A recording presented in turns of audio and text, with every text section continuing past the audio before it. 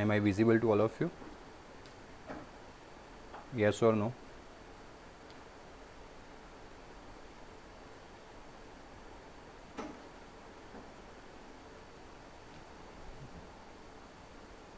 Okay. Up to where we completed?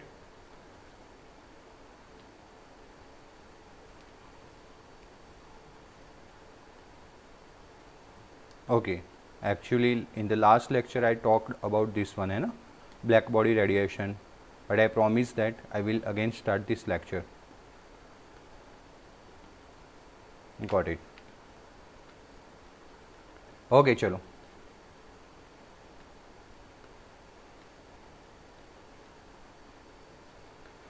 Particle nature of electromagnetic radiation. Particle nature of electromagnetic radiation. यहाँ से start करते हैं. तो सबसे पहले very warm welcome to all of you. Welcome to all of you. Very good morning. Okay, काफ़ी सारे students ने अपने नाम के बाजू में रोल नंबर लिख दिया है. आरती की पैटर्न अच्छी है और लोकेंद्र ने भी ब्रैकेट किया है. हितेंद्र ने ब्रैकेट नहीं किया है. जिन लोगों ने ब्रैकेट नहीं किया है वो ब्रैकेट कर देंगे. ओके, और जिन लोगों ने रोल नाम के बाद रोल नंबर ऐड नहीं किया है वो रोल नंबर भी ऐड कर देंगे. Okay, good, very good. Okay बेटा, चलो अच्छे से समझो. Particle nature of electromagnetic radiations. जो हमारे पास इलेक्ट्रोमैग्नेटिक रेडिएशंस था उसके पार्टिकल नेचर्स के बारे में बात करते हैं. कहाँ से स्टार्ट हुआ? तो that is from the Planck's quantum theory. और मतलब पार्टिकल नेचर समझाने वाली जो थ्योरी थी वो भी प्लैंक्स क्वांटम थ्योरी थी. बट उसको समझते हैं उससे पहले कुछ प्रॉब्लम्स वगैरह समझेंगे. इन द प्रीवियस लेक्चर हमने इलेक्ट्रोमैग्नेटिक रेडिएशंस के बारे में बात किया था.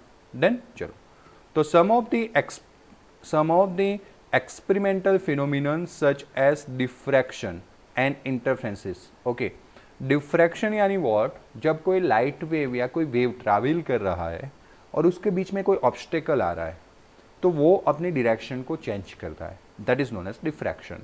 और इंटरफेरेंसेस मतलब व्हाट? जब दो वेव एक दूसरे के अंदर मिक्स होते हैं.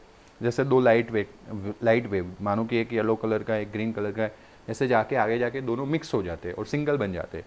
That is known as interferences. That can be explain by the wave nature of the electromagnetic radiation. वो इलेक्ट्रोमैग्नेटिक रेडिएशंस के वेव नेचर से ही एक्सप्लेन किया जाता है. However, following are the some observation which could not be explained with the help even the electromagnetic theory of 19th century of physics known as classical physics. 19th century में जो physics के rule non थे, okay, वो rule से भी ये जो theory है उसको एक्सप्लेन नहीं कर पाए. कुछ ऐसे फिनोमिनन सामने आए 19th सेंचुरी में जो ए वेव नेचर जो है वो एक्सप्लेन नहीं कर पाया. जैसे कि पहला है the nature of emission of radiation from the hot bodies which is known as black body radiation, जिसके बारे में हम यहाँ पे थोड़ी डिटेल्स में बात करने वाले हैं. तो इस फिनोमिनन को भी वेव थ्योरी एक्सप्लेन नहीं कर पाया. या तो फिर ejection of electron from the metal surface when the radiation strike it, है ना. जब किसी मेटल सरफेस पे रेडिएशन स्ट्राइक करता है तो वहाँ उस मेटल सरफेस में से इलेक्ट्रॉन बाहर निकलते हैं. अब वो जो इलेक्ट्रॉन बाहर निकलने वाली बात है वो ए इलेक्ट्रोमैग्नेटिक रेडिएशन एक्सप्लेन नहीं कर पाया. That effect is known as photo electric effect. Variation of heat capacity. Heat capacity का वेरिएशन अलग अलग सॉलिड के लिए which is function of temperature, यानी कि अलग अलग टेम्परेचर पे हीट कैपेसिटी वेरी होना, इसको भी कोई एक्सप्लेन नहीं कर पाया. कौन एक्सप्लेन नहीं कर पाया? इलेक्ट्रोमैग्नेटिक रेडिएशंस के वेव थ्योरी.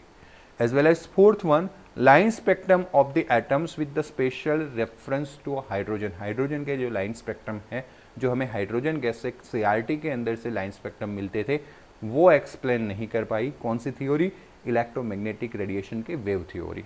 यानी कि कुछ नए ही कॉन्सेप्ट की ज़रूरत थी उस वक्त फिजिक्स को, और उस फिजिक्स को हम क्लासिकल फिजिक्स मानते थे जो 19th सेंचुरी के अंदर था.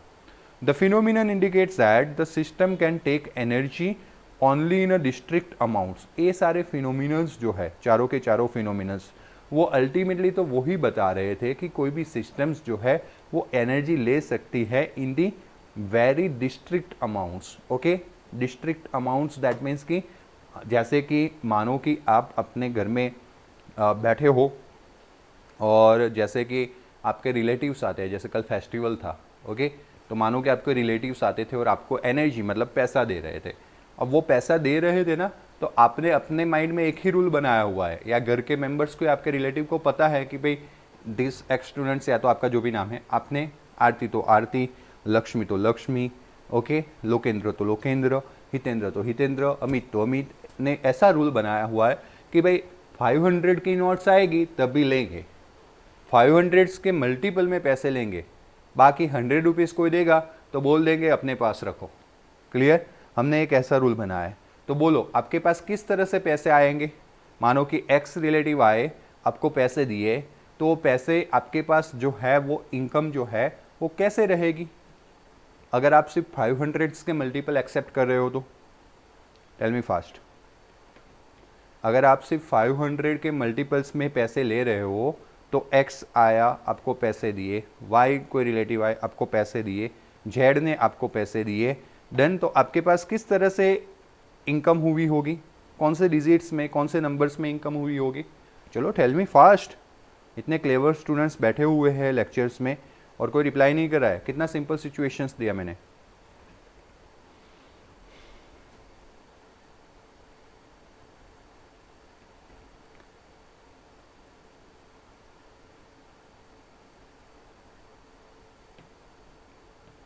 यस, हंड्रेड्स नहीं आएंगे, थाउजेंड्स हो सकते हैं, क्योंकि 500 इंटू 2000 थाउजेंड्स हो सकते हैं।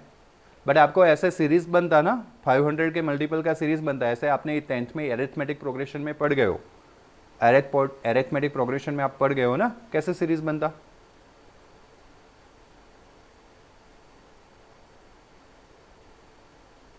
सीरीज कैसे बनता अकॉर्डिंग टू गिवन कंडीशन? 500 के मल्टीपल। ओके चलो मैं ही बताता हूँ। यस गुड, आरती ने अभी बताया, वेरी गुड। ऐसे सीरीज बनता कि भाई 500, 1000, 1500, 2000, वेरी गुड। ऐसे सीरीज बनता, मतलब कि your absorption of energy, energy यानी पैसा है ना, रियल लाइफ में पैसा। तो your absorption of energy in some district level, जैसे 500 के बाद सीधा 1000, 1000 के बाद सीधा 1500, बीच में कहीं एब्जॉर्ब नहीं कर रहा है। Done. And that's Y likewise ये जो सारे फिनोमिनन्स, 4 फिनोमिनन्स जो इलेक्ट्रोमैग्नेटिक रेडिएशन का वेव नेचर नहीं एक्सप्लेन कर पा रहा था, वो चारों फिनोमिनन एक ही बात इंडिकेट कर रहे थे कि भाई energy can take only in a district amounts. Okay, all the possible energies cannot be taken up और रेडिएटेड। देखो 500 और 1000 के बीच में 501, 502, 503, 504 ऐसे रुपीस भी पॉसिबल है, क्योंकि छोटे से छोटा रुपीस अभी 1 रुपीस है। पहले 50 पैसा, 25 पैसा ऐसा था, बट अब नहीं है। तो चलो 501, 502, 503, 504, 505, 506, लाइकवाइज 499 एंड लास्ट में 15, या तो फिर 5999 एंड लास्ट में 1000। ऐसे काफ़ी सारे वेरिएशन हो सकते हैं 500 से लेके 1000 के बीच में, but you can't absorb it. आपने एब्जॉर्ब नहीं किया, कुछ ही को एब्जॉर्ब किया, जैसे 500, 1000, 1500 बीच के रेडिएशंस को एब्जॉर्ब नहीं किया। Yes, it is a non continuous, and that's why all possible energies, काफ़ी सारी पॉसिबल एनर्जीज थी, बट सबको एब्जॉर्प्शन नहीं किया गया। It is noteworthy that the first concrete explanation of this phenomenon of black body radiation mentioned above was given by the Max Planck in 1900. तो ये जो हमने फिनोमिनन देखे उसके बारे में सबसे पहले एक्सप्लेनेशंस देने वाले साइंटिस्ट थे, वो थे Max Planck in 1900. And let us first try to understand this phenomenon which is given below. Phenomenon क्या है वो समझते हैं.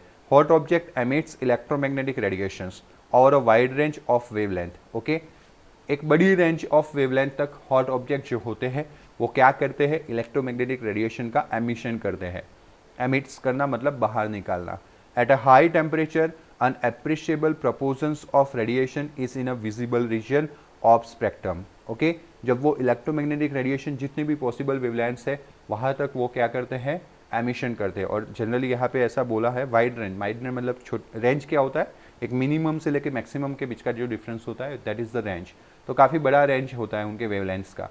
बट जब आप टेम्परेचर बढ़ाते जाते हो बढ़ाते जाते हो बढ़ाते जाते हो तो appreciable proportions of radiation is in a which run at a high temperature. जब पर्टिकुलर हाई टेम्परेचर पे पहुंच जाओ तब जो प्रोपोर्शंस होता है रेडिएशन का वो विजिबल रीजन में आता है. और विजिबल रीजन्स में भी आपको पता है कि 7 मेन कलर होते हैं. विबग्योर आप पढ़े थे ना, VIBGYOR.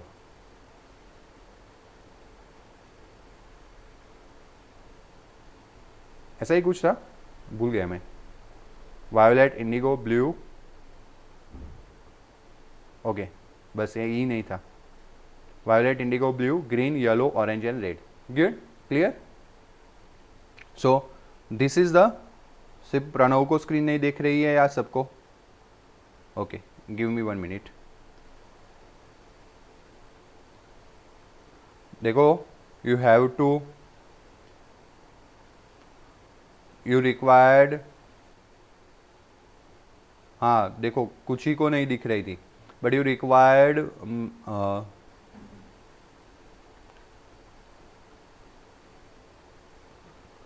powerful internet connection, okay, and for that please save your internet connection, don't waste for other stuffs like gaming and etc, WhatsApp and social media, है ना, बचा के रखो। देन अगर आप बचा के नहीं रखोगे तो सिर्फ PDF रिप्रेजेंट करना हो तो भी आता है, लेकिन उसमें मज़ा नहीं आएगा। क्लियर। तो एक थोड़ा लाइव एक्शंस के साथ रिप्रेजेंटेशन होगा तो आप एंजॉय कर पाओगे पढ़ने को, इसलिए थोड़ा बचा के रखो और ऐसी जगह पे बैठो जहाँ पे आपकी स्ट्रेंथ अच्छी हो इंटरनेट की। Okay, good. As the temperature is raised, a higher proportions of short wavelength blue light is generated. For example, when an iron rod is heated in a furnace, जब आयरन रॉड को heat किया जाता है furnace में, it first turn to a dull red and then progressively becomes more and more red as the temperature increase. Okay, तो जैसे high temperature पे जाते हैं वो जो एमिशन था वो विजिबल रीजन में आ जाता है। कौन से रीजन में आ जाता है? विजिबल रीजन्स में आ जाता है। तो as the temperature raise the higher proportions of the short wavelength, higher proportion of the short wavelength. Okay, short wavelength किसका होता है? ऐसे वायोलेट की, और वायोलेट, इंडिगो, ब्लू, उसमें ब्लू कलर, तो blue colour is generated. For example when iron rod is heated in a furnace, first is turn to a dull red, सबसे पहले रेड कलर में होता है, हायर वेवलेंथ, वेवलेंथ ज़्यादा होता है यहाँ पे। ओके, एंड जैसे जैसे जैसे उसको ज़्यादा हीटअप करते जाते हैं, become more and more red and as the temperature going to be increase. As this heated further, radiation emitted become the white, फिर वो वाइट कलर का बन जाता है, एंड देन बिकम ब्लू, और वो कौन से कलर में फिर टर्न आउट हो जाता है? ब्लू कलर, शॉर्टर वेवलेंथ की ओर जाता है as the temperature becomes very high. This means that red radiation is most intense at a particular temperature and blue radiation is more intense at another temperature. आपने temperature high किया तो एक temperature पे आपको, एक टेम्परेचर T1 पे आपको red intention दिखने मिला, और दूसरे टेम्परेचर T2 जो हायर था उससे, T1 से T2 ज़्यादा था, उस वक्त आपको ब्लू दिखने मिला। मतलब कि पर्टिकुलर टेम्परेचर पे रेड इंटेंसिटी ज़्यादा थी और अनदर टेम्परेचर पे ब्लू इंटेंसिटी ज़्यादा थी, यानी कि intention depends on the temperature. किस पे डिपेंड्स है? Temperature. This means that intensity of radiation of different wavelength emitted by the hot body depends on its temperature, है ना। This is the conclusion. ये इसका मतलब ऐसा हुआ कि जो intensity of radiation है of different wavelength, that depends on what? Emitted by the hot body, that depends on what? Temperature. By the late 1850s, it was known that objects made of different material and at kept different temperatures emit different amount of radiation. ऐसे object जो अलग अलग materials में से बने हैं, अलग अलग टेम्परेचर पे रखे गए हैं, ओके, वो अलग अलग अमाउंट ऑफ रेडिएशंस को क्या करते हैं? एमिट करते हैं।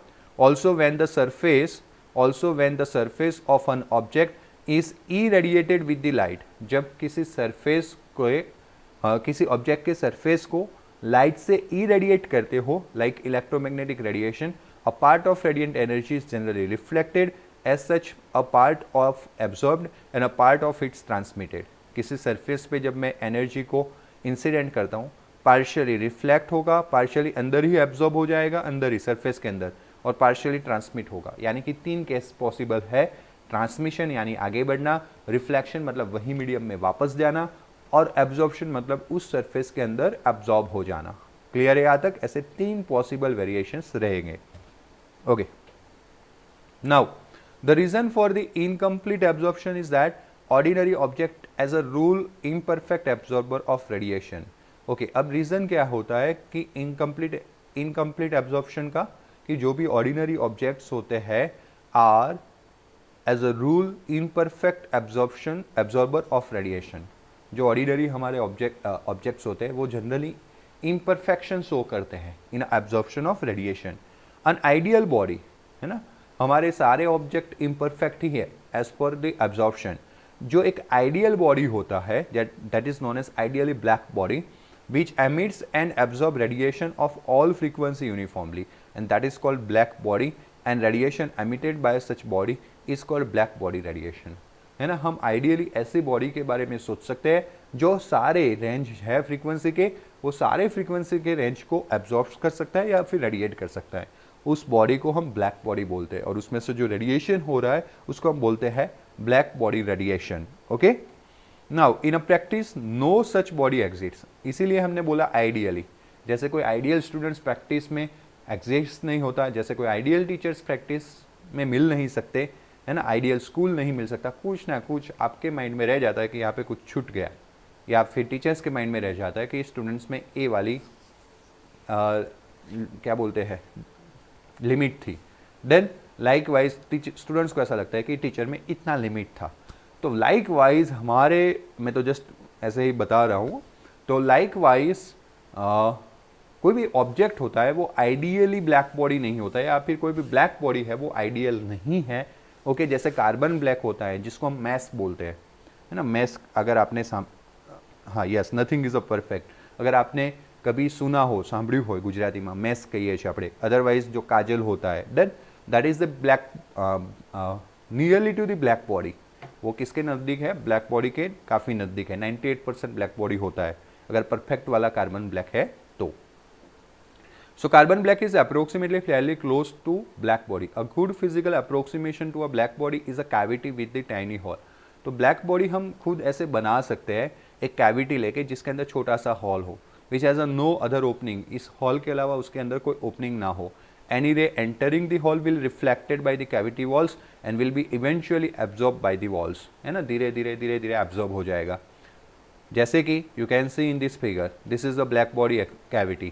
यहाँ से एक छोटे से हॉल में रेडिएशन अंदर गया, उस तरह से इंसिडेंट किया जाता है कि वापस वो बाहर ना निकल जाए। तो पहला ही यहाँ पे शायद ऐसा भी रखा जाता है, एक ऐसी सरफेस रखी जाती है ताकि यहाँ पे इंसिडेंट होने के बाद ऐसे जाए वो। नाउ यहाँ पे पार्शियली एब्जॉर्ब होगा, पार्शियली रिफ्लेक्ट होगा, ट्रांसमिशन जीरो बनाया जाता है।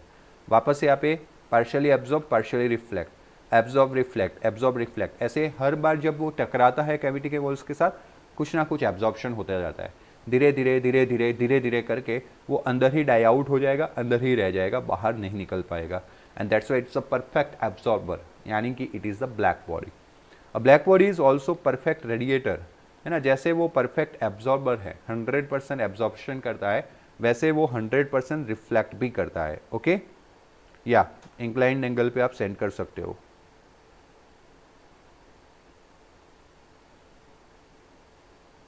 प्रिंस क्या लिखा, प्रिंस की कमेंट समझ में नहीं आई। Okay, now the thing is that कि जो ब्लैक बॉडी है वो जितना परफेक्ट एब्जॉर्बर है उतना परफेक्ट रेडिएटर भी है। Furthermore black body is a thermal equilibrium with its surrounding, अपने सराउंडिंग के साथ वो थर्मल इक्विलिब्रियम में रहता है, यानी कि जो हीट फ्लो होता है इन और आउट वो क्या रहता है, same. Okay good. Okay, carbon mass के बारे में बताया, उसका क्या नाम बताया, शुरमा। Okay, now it's radiate the same amount of energy per unit area। Okay, per unit area उसका जो रेडिएशन होता है वो सेम अमाउंट ऑफ एनर्जी होता है, and it absorb from its surrounding in any given time. कैसे, जितना वो एब्जॉर्प्शन करता है उतना ही वो एमिशन करता है पर unit area per unit time. अगर मान लो कि क्यू एनर्जी वो एब्जॉर्ब कर रहा है तो क्यू एनर्जी वो रेडिएट भी करेगा, and that's why it is in a thermal equilibrium. The amount of light emitted, intensity of radiation from a black body and its spectral distributions depend only on its temperature, amount of light which is emitted by the black body। okay, light emitted यानी कि उसकी intensity जो होती है वो from black body, and second its spectral distributions, spectral distributions मतलब कि वो जो waves का पूरा wavelength का distributions था वो। okay, ये जो distribution है वो किस पे डिपेंड्स है, only on its temperature, है ना। ब्लैक बॉडी फिर कौन से मटेरियल में से बना है उस पर डिपेंड्स नहीं है, ब्लैक बॉडी होता है उस वक्त सिर्फ और सिर्फ वो टेम्परेचर पे डिपेंड है। At a given temperature intensity of radiation emitted increase with the increase of wavelength, है ना। अगर आप वेवलेंथ क्या करते हो, इंक्रीज करते हो गिवन टेम्परेचर पे, तो वेवलेंथ इंक्रीज करने से क्या बढ़ जाता है, इंटेंसिटी बढ़ता है। अच्छे से समझना, तो intensity of radiation emitted increase with increase of wavelength reaches the maximum value at the given wavelength and then start decreasing with the further increase in a wavelength as shown in the figure. You can see, है ना, मानो कि this is the intensity and this will be a wavelength. On the x-axis there will be a wavelength. Now as you are going to increase the wavelength, जैसे आप wavelength increase कर रहे हो, intensity going to be increase up to some maximum level, this one. After increasing the wavelength, it will going to down. Likewise in this graph also, है ना, it will increase up to certain level, okay, and then reaching the maximum value it will going to be down. So this maximum wavelength is known as lambda max, इसको बोलते हैं maximum wavelength. So this is the just experimental conclusions, experiment किए गए और एक conclusion आया कि अगर आप wavelength को बढ़ाते जाते हो, intensity going to be increases, okay, और intensity going to be increases then up to maximum level and then going to be decrease. ये गलत बताया मैंने, यहाँ पे लैम्बडा मैक्स नीचे आएगा, लैम्बडा की एक्सिस पे आएगा ना, ये तो इंटेंसिटी मैक्सिमम आया, तो ये जो मैक्सिमम इंटेंसिटी आया आई मैक्स, उसके लिए नीचे एक आपको लैम्बडा मिलेगा, that is known as lambda max, यानी कि लैम्बडा का एक ऐसा वैल्यू जिसके लिए इंटेंसिटी मैक्सिमम मिलेगा. दूसरे ग्राफ के लिए भी ये वाला मिला आपको आई मैक्स, तो उसके लिए भी आपको ऐसा नीचे मिलेगा lambda max. Okay, now you can see here these two graph एक ही रिलेशन के लिए यूज किए गए लेकिन for a different temperature, and T2 is greater than T1. T2 बड़ा है किससे? T1 से. तो you can see this is for 2 and this is for 1. तो यहाँ पे बड़ा कौन है? लैम्बडा x1, क्योंकि वो राइट हैंड साइड है, किससे? लैम्बडा मैक्स 2 से.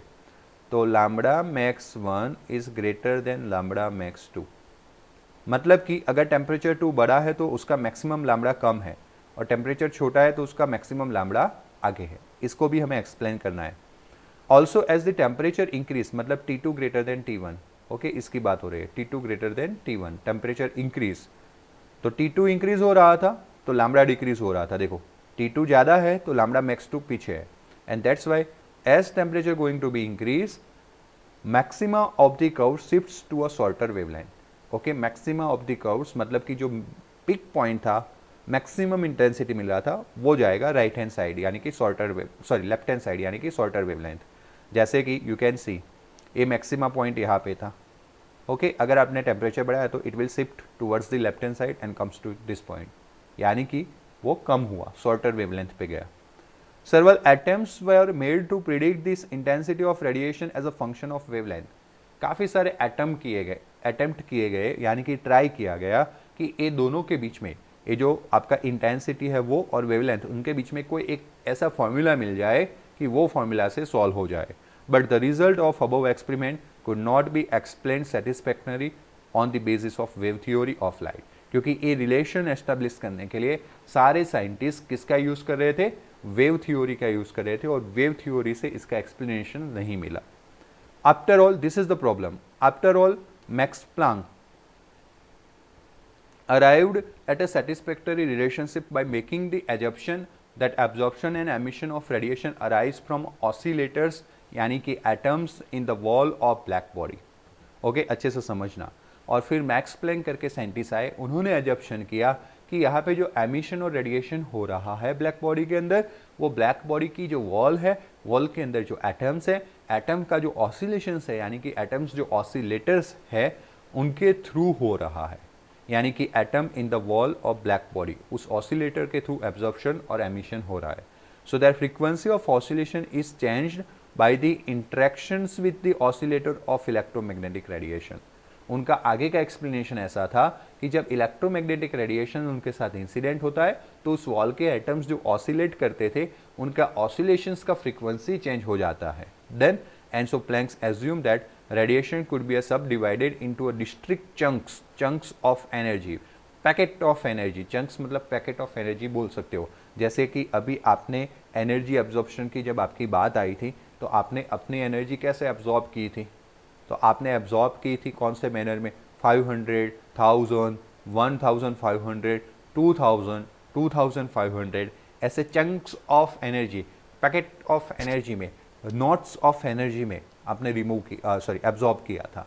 लाइकवाइज प्लैंक का भी एब्जॉर्प्शन था कि कि जब कोई लाइट किसी कैविटी पे या वॉल पे इंसिडेंट होती है तब वो जो एनर्जी होती है वो as a chunk of energy, as a packet of energy क्या होती है, एब्जॉर्ब होती है.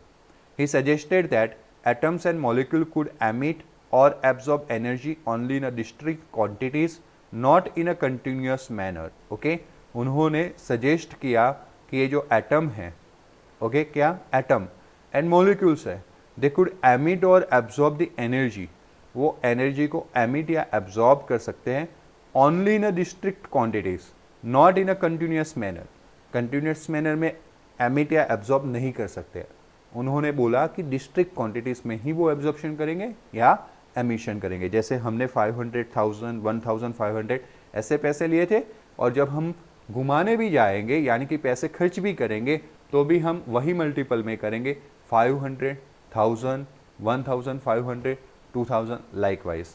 तो this is the assumption which is very far away from the assumption given by the classical physics. Classical physics में जो बातें हो रही थी उससे काफ़ी दूर चली गई, क्योंकि क्लासिकल फिजिक्स वेव थ्योरी को पता लगा रहा था और वेव एक कंटिन्यूस एनर्जी फॉर्म होता है, वहाँ पे कोई डिस्ट्रिक्ट फॉर्म्स नहीं होते हैं. तो प्लैंक ने हट के डिस्ट्रिक्ट फॉर्म के बारे में सोचा.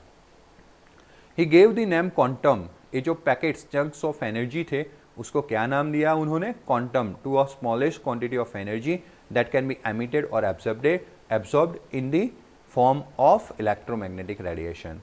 And the energy E of quantum of radiation is proportional to its frequency. उन्होंने वो भी पता लगाया कि भाई एनर्जी ई है that is proportional to frequency, हम फ्रीक्वेंसी को एफ से रिप्रेजेंट करेंगे. And that's why equation when you remove this proportionality sign and put equality sign, you have to put constant, that is h. H is the Planck constant and that's why you have a equation energy E equals to hf. आपके पास equation आया energy E equals to hf. बोलो यहाँ तक कितने लोगों को समझ में आया? जो बातें मैंने प्रीवियस लेक्चर में की थी आज अच्छे से आपको समझ में आई होगी, क्योंकि प्रीवियस लेक्चर में मैं भी सेटिस्फाई नहीं था. देन तो मैंने बोला था कि आपको वापस करवाऊंगा. कितने लोगों को बात समझ में आई फटाफट से बता दो. Done, good. और कोई डाउट हो तो बता दो, नहीं तो नेक्स्ट लिखो ताकि हम आगे बढ़े.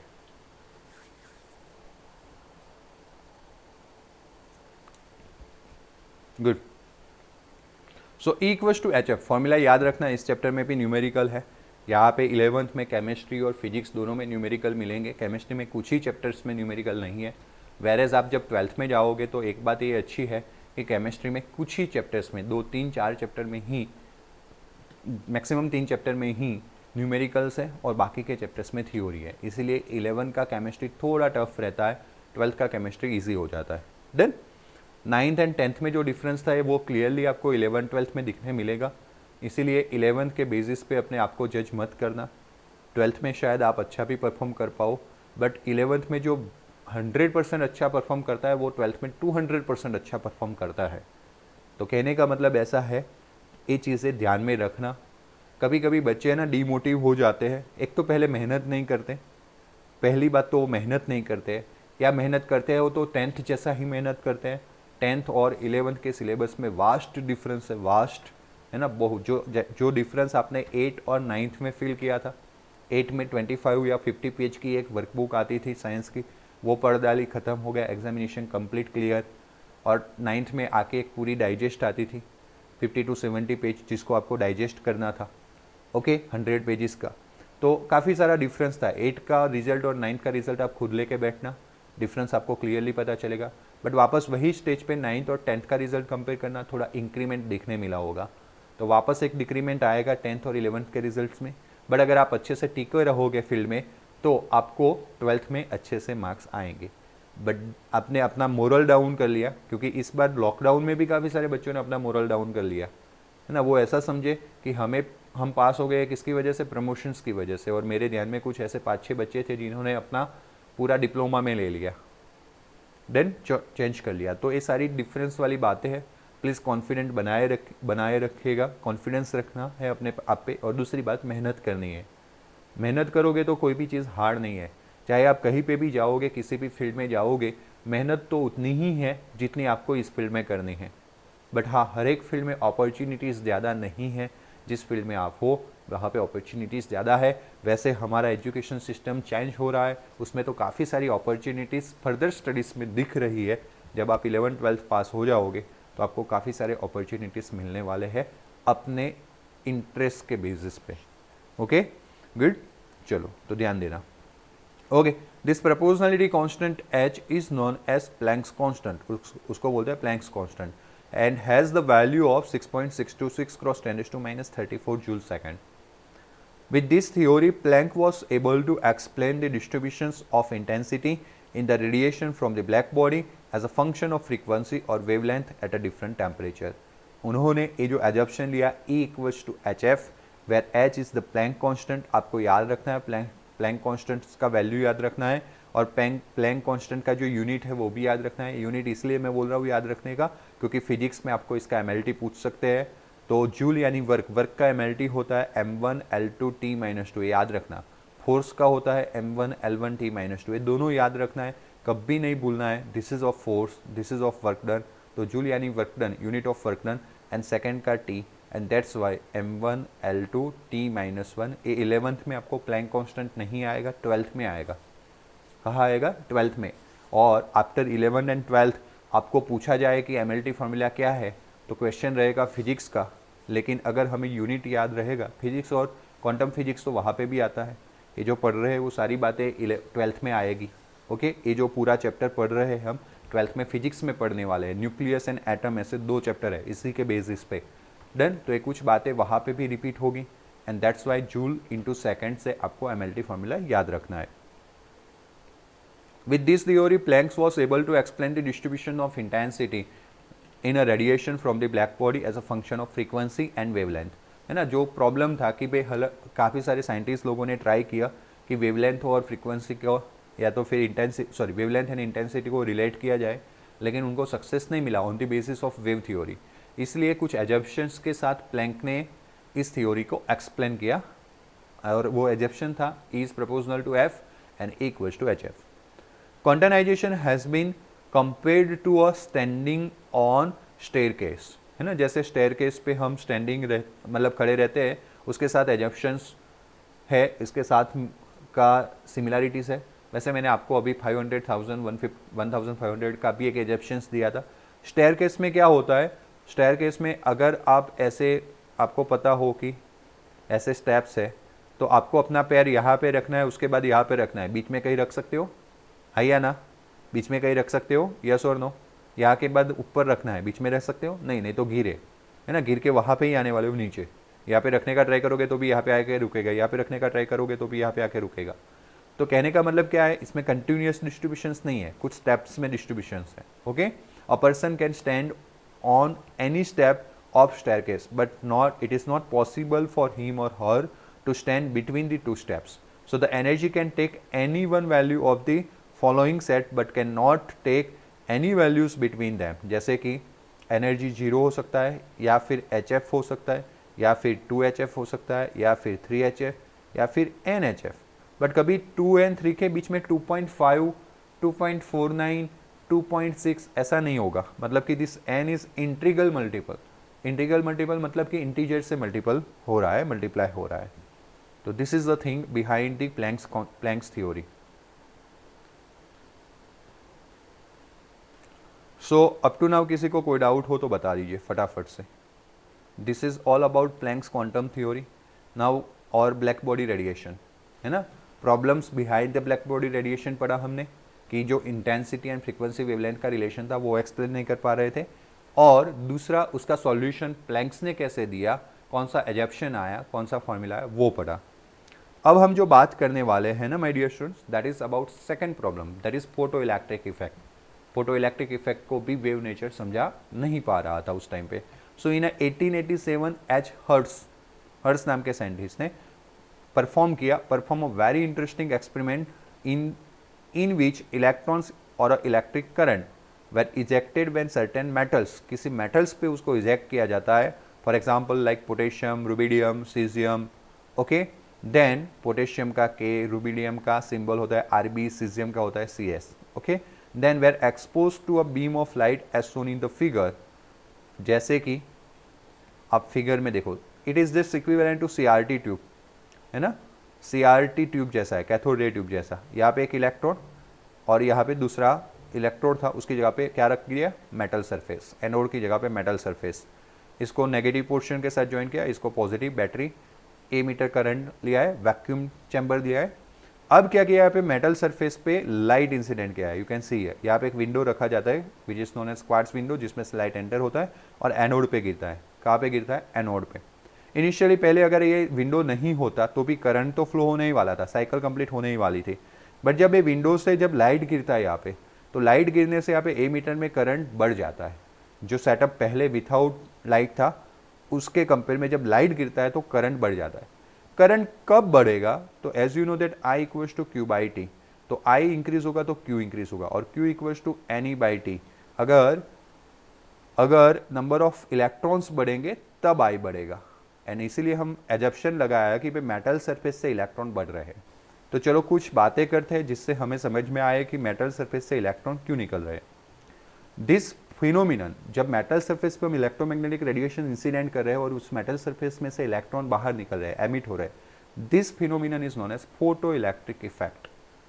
अब इस एक्सपेरिमेंट में क्या रिजल्ट या क्या ऑब्जर्वेशंस मिले, so the electrons are ejected from the metal surface as soon as possible, या तो फिर as soon as beam of light strike the surface. There is a no time lag between the striking of light beam and ejection of electron from the metal surface. Okay? देखो मैंने बोला था कि इस chapter में 3-3, 4-4 points वाले, ऐसे number वाले पॉइंट्स वाले थ्योरी काफ़ी ज़्यादा है। मैं तो सब पढ़ा ही रहा हूँ, लेकिन आपको अपने रेफरेंस के थ्रू ध्यान रखना है कि कौन से में कौन सा आंसर लिखना है, क्वेश्चन किस तरह का, आंसर किस तरह का आएगा, वो अपने रेफरेंस से आपको ध्यान रखना है। और ऐसे काफ़ी सारे थ्योरीज आने वाले हैं इस चैप्टर में जिसमें 2-2, 3-3, 4-4 पॉइंट्स में आंसर है, वो लिखना ज़रूरी है। इसीलिए प्लीज़ अच्छे से मेहनत करना, नहीं तो एक का दूसरे में हो जाएगा। तो यहाँ पे हर्ट्ज के ऑब्जर्वेशंस क्या थे, उन्होंने ऑब्जर्व किया कि भाई जब एनोड पे लाइट गिर रहा है तो electrons are ejected from the metal surface as soon as beam of light strikes the surface. जैसे बीम स्ट्राइक करता है तुरंत इलेक्ट्रॉन बाहर निकलने लगते हैं, कोई टाइम लेग नहीं हो रहा है, and ejection of electron from the metal surface. Okay, striking off beam and ejection के बीच में कोई टाइम लेग नहीं हो रहा है। The number of electrons ejected is proportional to the intensity और brightness. if you are going to increase the intensity, if you are going to increase the brightness of the incident light, number of electrons going to be increased. ये कैसे पता चलेगा, because there is a increase in current. हम directly number of electron पकड़ नहीं पाएंगे, हम current को पकड़ेंगे। करंट इंक्रीज हो रहा है तो अभी बताया था मैंने formula, I equals to Q by T, Q equals to number of electrons into charge of electron upon time. तो I इंक्रीज होना मतलब नंबर ऑफ इलेक्ट्रॉन इंक्रीज होना। So this is the second thing. Then third one, for each metal there is a characteristics minimum frequency F0, also known as threshold frequency। हर एक metal के लिए अलग अलग metal लेके भी एक्सपेरिमेंट किए गए थे, तो आफ्टर ऑल फाउंड आउट किया गया कि भाई हर एक मेटल के लिए एक थ्रेशोल्ड फ्रीक्वेंसी है। क्या है threshold frequency? Minimum value of frequency below which photo electric effect is not observe. उसके नीचे फोटो इलेक्ट्रिक इफेक्ट जो है वो ऑब्जर्व नहीं हो रहा है। At a frequency F greater than F0, frequency जो है F greater than F0, okay, ejected electrons come out with the certain kinetic energy, and the kinetic energy of this electron increase with increase in a frequency of light used। चलो इस sentence को, इस पूरे observation को थोड़ा easy बना देता हूं मैं by giving one story. Okay, एक स्टोरी देते हैं, रखते हैं। तो भाई आपके पास अभी लॉकडाउन टाइम है ना, अभी लॉकडाउन में आप ऐसे घर में बैठे हुए, वैसे दौड़ना नहीं आता है, मैंने दौड़ा लेकिन थोड़ा बहुत डेकोरेटिव कर दिया। चलो एक घर में बैठे हुए हो आप, है ना, घर में बैठे हुए हो। घर में बैठे रहने का एक रीज़न है आपके पास। वो रीज़न क्या है? सोसाइटी के बाहर एक शॉप था और उस शॉप वाले अंकल के पास आपके 500 रुपीज़ बाकी है, मतलब कि आपकी एनर्जी कितनी है? -500।